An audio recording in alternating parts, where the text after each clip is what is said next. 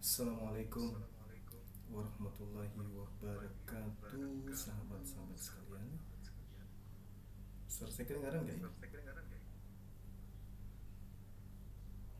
Bentar ya, sabar ya.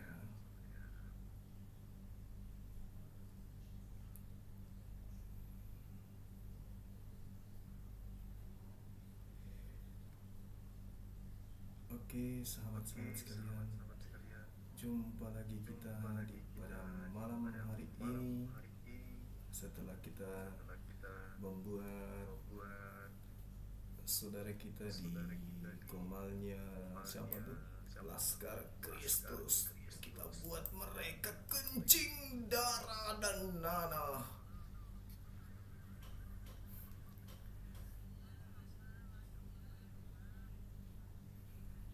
Iya, masya Allah. Satu pertanyaan membuat mereka kencing nanah campur darah.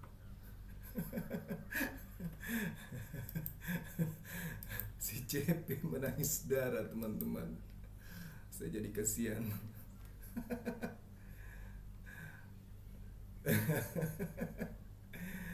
Allahu Akbar.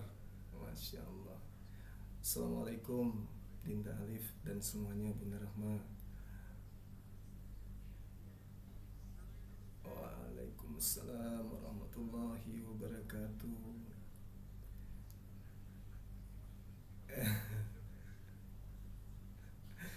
Kejam ya.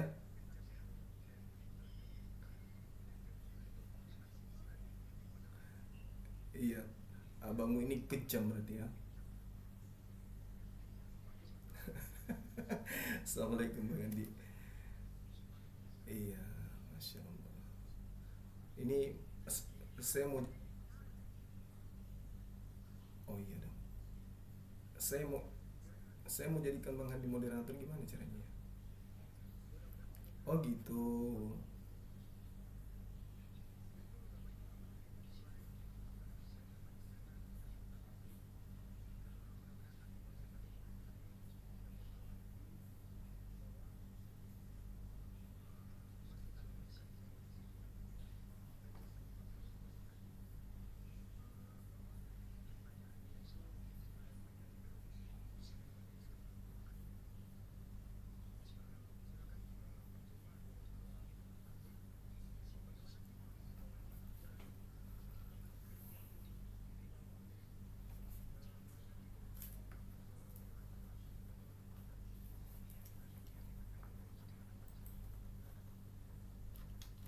Iya silakan. Kasihan sih. Masih bawa aku minta.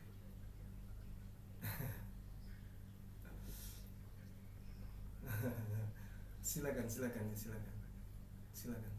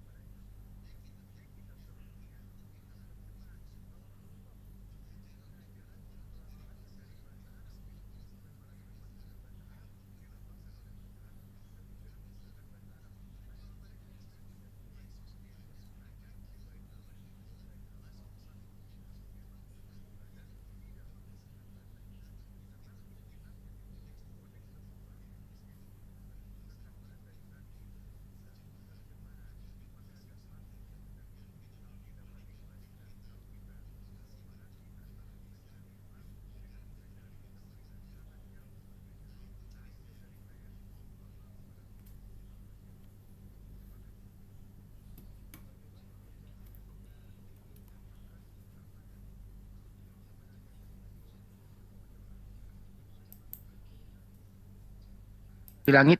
Silakan Bang Yoma. Gimana Bang Andi?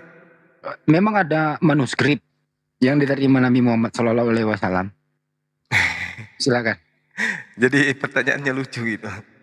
Pertanyaan sangat lucu Bang Handi. Yang dimaksud manuskrip itu kan naskah tulisan tangan yang kemudian menjadi materi kajian filologi berbagai disiplin ilmu. Itu yang dikatakan. Jadi kalau dia naskah berarti objeknya itu berupa buku, berupa kertas dan tinta. Karena yang dimaksud manuskrip ini adalah naskah tulisan tangan yang mana naskah ini yang akan menjadi bahan materi kajian kan gitu. Nah, sedangkan Rasulullah Muhammad SAW ketika menerima wahyu pertama kan justru beliau bertanya, saya tidak bisa membaca. Padahal apakah benar Rasulullah Muhammad SAW itu tidak bisa baca huruf hijaiyah, huruf Arab? Nah, itu permasalahan. Kenapa? Karena Rasulullah Muhammad SAW itu kan jelas diperintahkan kemudian untuk mengikuti bacaan. Fa'iza qara'nahu fattabi' Qur'ana. Belum lagi ketika dikatakan bahwasanya di dalam Al-Quran surah Al-Jumu'ah, beliau Rasulullah Muhammad SAW yang diperintahkan kemudian untuk membacakan ayat-ayat suci Al-Quran kepada umatnya, kepada sahabatnya. Jadi Islam, ini saya katakan nih, Islam meskipun semua manuskrip itu hilang, Islam tidak akan kehilangan sumber. Tetap saja Al-Quran itu ada. Karena Al-Quran tidak kemudian tergantung kepada manuskrip. Al-Quran itu tergantung kepada salinan, yang mana salinan ini berasal dari lisan. Lisan kemudian sampai kepada sahabat, sahabat menyampaikan kepada tabi'in. Jadi tidak tergantung kepada yang tertulis di kertas atau di pelepah kurma dan seterusnya. Tetapi Al-Quran itu dari lisan ke lisan. Seperti itu Bang Handi. Jadi kalau misalnya hilang manuskripnya tak ada urusan dengan kita. Karena kita punya penghafal setiap hari menghafal. Dari Rasulullah menghafal. Sampai kepada sahabat juga menghafal. Begitu Bang Handi. Masya Allah. Makasih Bang Yoma. Nah, ini guru-guru kita sudah datang nih. Ya, kesempatan pertama ke Ustadz kesayangan saya, Ustadz Wafi Najah Media, atas komentar diskusi tadi. Silakan Ustadz. Assalamualaikum warahmatullahi taala wabarakatuh, Gurunda Zuma. Waalaikumsalam warahmatullahi wabarakatuh. Bang Andi dan semuanya. Masya Allah ya, Islam ada dalam kemenangan. Alhamdulillah.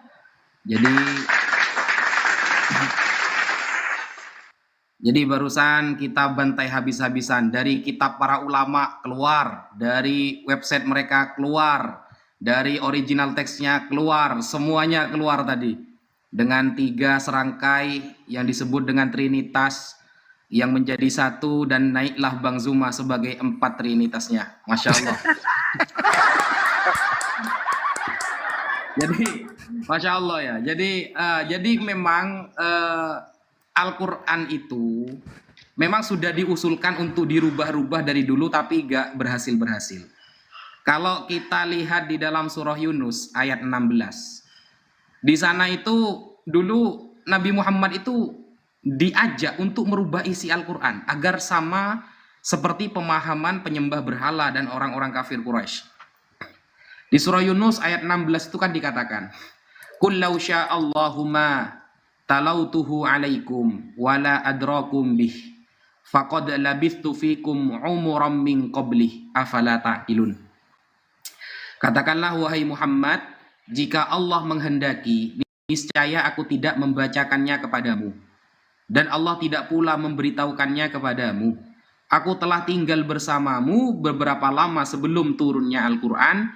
Apakah kamu tidak mengerti? Ayat ini kan waktu itu negosiasi nih. Orang-orang kafir mengajak Nabi Muhammad untuk merubah sebagian isi Al-Quran agar paham dengan apa yang disembah oleh orang-orang kafir Quraisy. Nah, dan itu tidak akan pernah terjadi. Lau sya Allah. Allah kalau sudah berkehendak itu pasti akan terjadi. Masya